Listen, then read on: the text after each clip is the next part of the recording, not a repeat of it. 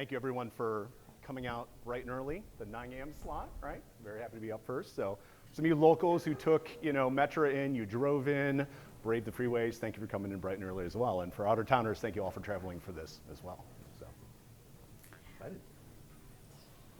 Morning everyone, I'm Shilpa. I'm blessed to have multiple launches on the market, many of which are on shelf today. So my stat is slightly better than that stat.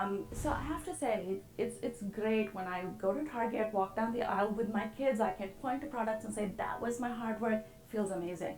But I have to say, it's really the failures that have given me the bigger lessons. And when you think about all the innovations that have failed over the years, one of the driving factor is misses on packaging. So we're going to be talking to you about packaging today, and we're going to review sort of 3 questions that I really want you to think about today. But as you think about your innovations, and I'm going to give you my personal recommendation on how to approach them. Show of hands, how many of you believe that we should develop and test packaging immediately after the core elements of your final proposition are done? That's what most of us in the industry believe. So let me give you or tell you a story. About 10 years ago, I did a typical need analysis to figure out what innovation should we do. We found this awesome place where consumers were not satisfied with a specific dirt removal. No solution was able to solve that for them. Super excited, huge opportunity. Everybody has this issue, large market size. We got excited, we went out there, we went all the way to Europe to source the right material, right solution. Found it, came back here, right? A really awesome scientist of mine, she developed a gun, sort of that looks like a Ghostbusters gun, where she could put the soil on the surface evenly as if it was a consumer's home and as if it had collected for days. We did the testing, consumers were super satisfied. I was so excited. This was going to be like the next best thing after Wonder Bread, right? Launched it. Year and a half later, we had to retract. We failed. And the sad part was, it was not the product that failed, because I have tons of it hoarded under every sink. It's amazing. So it's my career's objective to bring that back. The issue was the product was good. We got excited and we went to launch fast. And we spent 1/4 of the time on packaging that we had on product, right? So and most people approach this. Most people approach packaging exactly like the image up. Once you spend hours decorating the cake, you feel like packaging is the cherry on top. And really, that's not the truth. My recommendation is look at packaging as that door that creates sexy curb appeal for you, right? No matter how awesomely the house is decorated inside, the material that's used is amazing. If people are not excited to walk into the door, you're not able to get their interest, it really doesn't matter what the product is at all, right? So my recommendation is actually to try to think about packaging development as soon as you're done with, validating your concept. So right when you're starting your product development, parallel path packaging development as well. Both of those things going hand in hand makes a huge difference to the holistic success of the proposition. Okay, ready for poll number 2? What comes first? Show of hands, how many of you agree that qual is the first thing to happen in packaging testing, followed by quant? So show of hands. Okay, see, now you've caught on to me. But this is sort of what happened in a more recent project of which Cliff is going to share the results with us. We had this product that we're coming new into this category. We're excited about it, and the goal and the rally cry is, we got to beat competition. We got to beat the big leader. And we do packaging qual after packaging qual. And the design is changing. We eventually, consumers are like, this is sort of not nice, this is sort of not nice. I like this element of the competition. We start taking consumers' feedback, evolving the design. 3 months later, we look like the ugly twin of the competitor, right? We're almost the same elements, and we're like, okay, that did not work, right? And this has happened to me in multiple projects. So taking the different approach is actually using quantitative testing early in the packaging to really go broad and wide, to look at designs that would break through, that are unique, that capture the essence of what you're trying to deliver, but in a unique way. You will spin much less if you go through the quant lens and then build with qual where required. So while in most other product testing and so on, we start with qual and then go quant to validate, I would actually recommend screen with quant and screen like also validate with quant and then only use qual to build. It will reduce the spin and make you feel more confident about the direction you're going in. Okay? Okay, no more quizzes. But the last question I want you to think about is, what do you focus on when you think about innovation? Do you focus on the fact about being really clear about who you are as a standalone product, so when somebody looks at you, they understand what you are? Or do you try to stack up to be the tallest in the lineup of your competition? So this is a trick question because the answer to this is both. You really, really have to be able to achieve both. If you think about it, we designed to be able to stand out versus competition, which is really important because shelves today are extremely cluttered and confusing, and the options are numerous, especially with personalization. Every time I walk into Target and walk through the personal care aisles, I'm terrified. There's like 4 aisles, right? And I'm not sure like which, there's no Indian demographic section yet. So I'm like not sure where I fall. And so it's really confusing for consumers. The thing is though, mostly there are chances for us to not only stand out versus competition, you end up doing merch. You end up being on an end cap with other products from your lineup. And if the consumer doesn't have the context of the category to support you, do they understand what you are? And sometimes we lose that, right? We work so hard to look great against our competition, we forget to think when somebody takes this home or somebody sees it on an end cap, can they tell what it is independently, right? So I would ask you to please focus on both elements of packaging when you are looking at packaging development or direction or strategy. Make sense? Perfect. So I would say about last year, I met Cliff at Quarks, and he's like talking to me about packaging, and I said, this is exactly that 3 months qual spin I was going through. And I'm like, we did 3 months of work and I've not gotten anywhere. We're back to saying we want to be different than where we are today. And he's like, why don't you quant test? I'm like, it's expensive, it's crazy expensive. I can't test all the directions I want to. And he's like, no, there's other ways to do it. And he'll take you through the ways. But we found a very reasonable way with EyeSee to really explore our multiple options and figure out where to go. So handing it over to you, Cliff. Okay. Volume check, okay? All right. So, so Shilpa, hey, it was Quarks New York just last summer, right? We got to talking about this, and this initiative kind of came around afterwards. So take a look here, right? What do we see? We see 7 designs, obviously all Clorox, yet you see different locations of the logo, different executions. Maybe there's kind of a monochromatic version. There's different architectures. Obviously, some of this is hidden here. There's different benefits as well. So how do you go from here, right? How do you take 7, get depth of learning, but also screen down to think about later stages, maybe more rigorous research? So the formula for pack screening as we would see it. And I will say, I will acknowledge there are many ways to do this type of work. Qualitative is a great one, right? I was a moderator all throughout the 2010s, traveling the world, doing this type of work.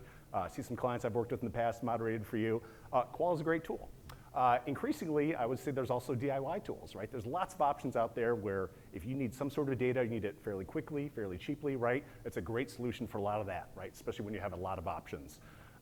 There's communities, right? Some of you on the client side especially, or even suppliers too, you might have your own panels where you can quickly send out some of the stimuli, get some feedback, right? And obviously, these are people who have opted in and maybe they're a little bit more favorable towards you, but you will learn something from them. There's also AI, right? We know we'll hear a lot of that these next couple days. There's things that you can do there as well. So I would posit for you and kind of think what spoke to Shilpa and her initiative. We can bring in some behavioral techniques and a little bit more here. MaxDiff is a great tool. I'm sure we've experienced it in many different ways. We love to do it for design screening. The beauty of it here is that, yes, maybe down the road we'll have a shelf, but we want to get some competitive learning. We actually took those 7 designs that we had on the previous slide. We brought in 5 of the key competitors in the category, right? So we started to learn, hey, not only how do our designs compare against each other, but compared to the category champion you're going up against, How do they fall relative to those? So we have some category learning there. We love interaction tracking as a great tool. Likes and dislikes, you've probably seen heat maps and type of output. We will quantify those elements, and that's a nice story coming up as well. Quantifying things like logo and key benefits on pack. A lot of open ends as well. We love those whys, we love the depth behind it. And then some custom surveying as well. So this is where we get into deeper positioning, product associations.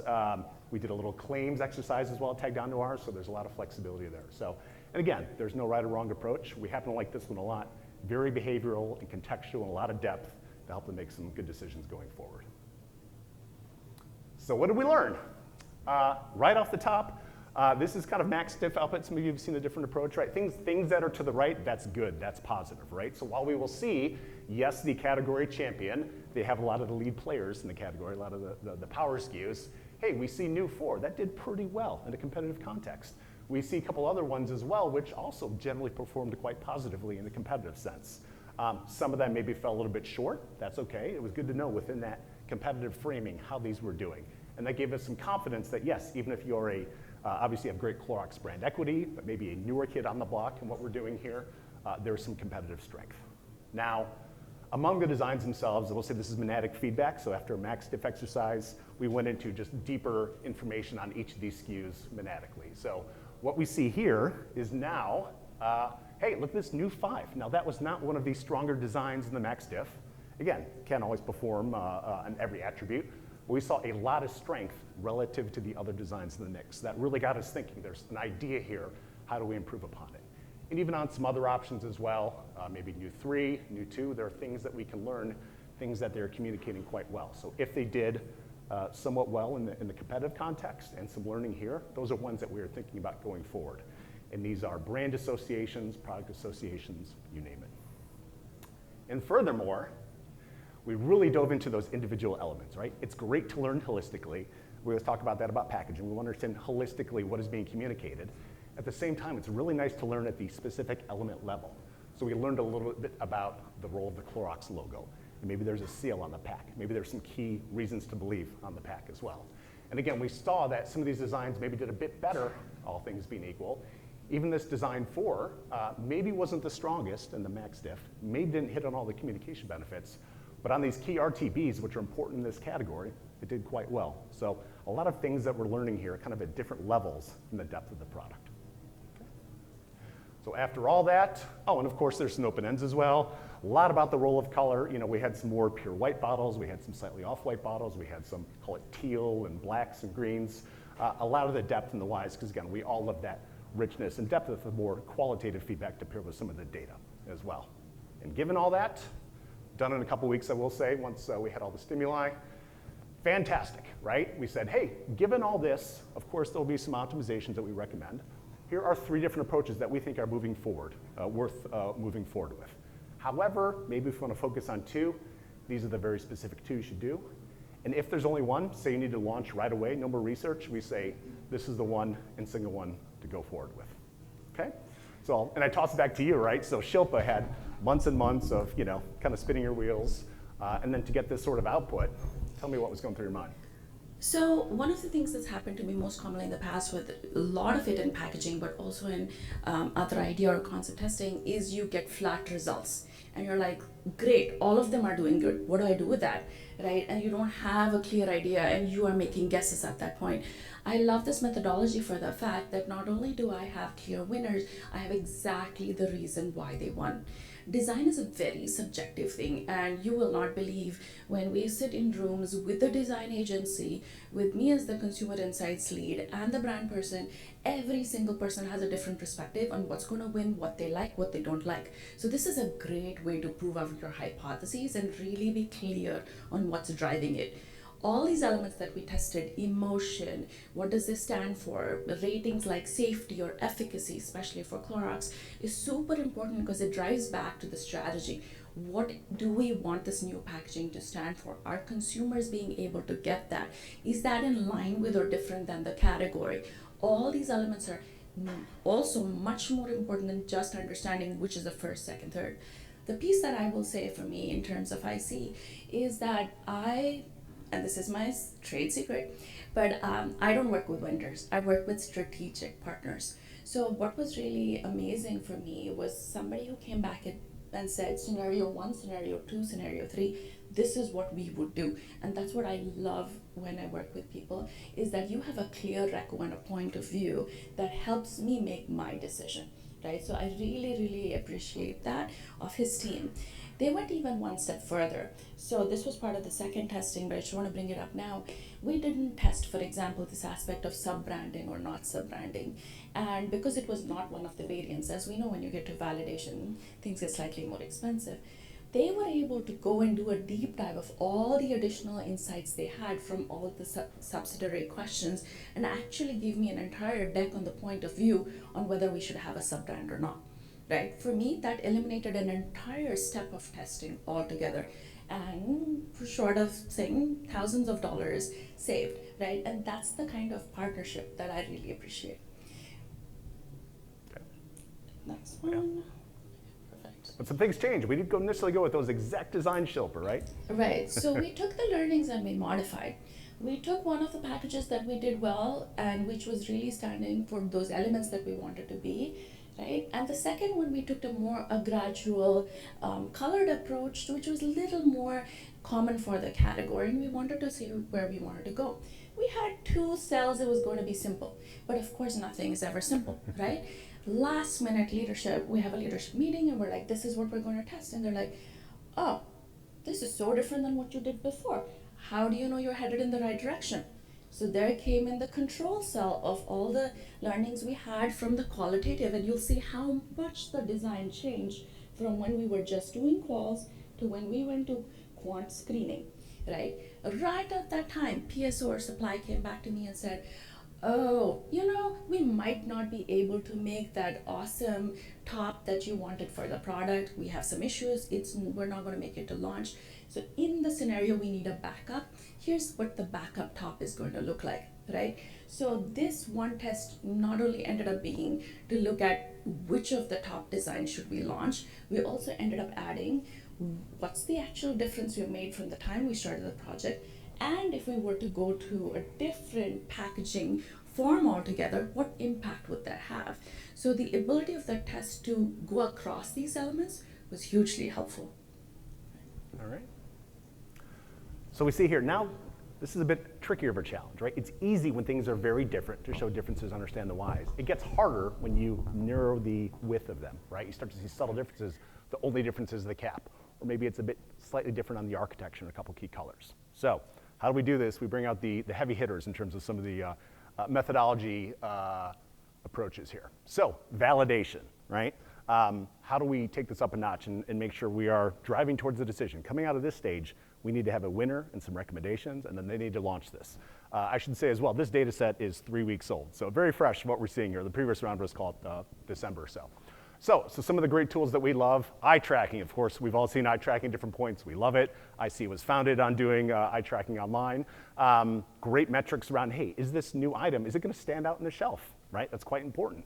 What do people see when they're actually looking at the bag? Do they see all these little details? How long are they looking at this product? So eye tracking is a great tool for that. We bring in virtual shopping. So full shelf context, we do larger base sizes, typically 300 per cell. It better helps with the rigor of this approach, validated to in-market performance. Do people actually put this in their basket? It's great to see that they would consider it in the future on a 5-point scale, but when they went on a shopping trip, fully priced, what did they actually do? We wanted to understand that. And of course, we brought back click tracking again. And then for the survey here, we actually had 4 different variants for our validation stage, right? So that was great. In the earlier stage, we just had one we were working with. Now we had, call it 4 different, scents, flavors, however you want to describe it, so we could get a bit deeper into the portfolio, right? Do they understand the reason for being for all of them? Which is the flavors or the scents that speak to them most deeply. So much more robust data set here overall. And of course, again, we talked about the shelf. We have to make this hard. That is the reality. The team gave us a Walmart planogram to build out. EyeSee, we build all these all in-house. So yes, now we are among 100 SKUs on the shelf. We are among other Clorox products, other key competitors as well. So we want to bring to life, called the best stimuli in the industry. So quite proud of this work that we do. So, and then we set our new design to see how did it actually perform on a lot of those metrics. And if we're building out a Walmart planogram, why not set it in a virtual Walmart as well? We have a number of these virtual stores, 30 of them in total, built out. So it's as simple as taking your shelf and dropping it into the context, whether it's a Walmart, a Walgreens, you name it, different options as well. So let's see some of the data from what happened from this process. So kind of cutting to the chase quickly here, I think we learned pretty quickly that this new, I'll call it new 2/3, this aesthetic worked a bit harder than the other newer test design that we brought in. Our new one had some visibility issues we learned on the shelf, right? Think about that actual merchandising, call it the fixture behind it. Maybe the black was a bit recessive. It fell short on some of the communication attributes as well. So I think we said pretty much we are narrowing in on this as an idea, as a graphic idea. At the same time, there's still the big variable in the caps. But what we learned is actually quite powerful on this new 3 options. So that last minute cap that came in, kind of as your own CapEx challenge from your leadership, compared to those 2 side by side, performed quite strongly, right? Really hit on, yes, it spoke to them. It was a great fit with Clorox, high purchase intent. So aesthetically, it did a lot of things. In terms of our shelf metrics, we look at consideration. Did they pick it up? And actual purchasing, did they put it in the basket? In this case, it was actually purchased at a higher rate statistically than the incoming cap that they had as well. So, and this was done among their strategic target, right? There's of course general population shoppers, but there's a core of this where this proposition really speaks to, and this design approach connected with them. And of course, eye tracking is great for some of that output. What do they actually see? How do they navigate on the pack? This cap, again, it not only contributed some of the aesthetic benefits, helped out a little bit with visibility, and I think, which is a nice learning all along, with your control design that your leadership team said, hey, how do we know it's better? All of these new designs, we put more emphasis on the logo, statistically higher visibility on the logo itself, as well as some of those key claims. And again, Clorox is a great brand with tons of equity. You should want to bring that to life. So we showed, hey, there is a lot of benefit in maybe giving a bit more weight to the Clorox logo on the pack. Okay.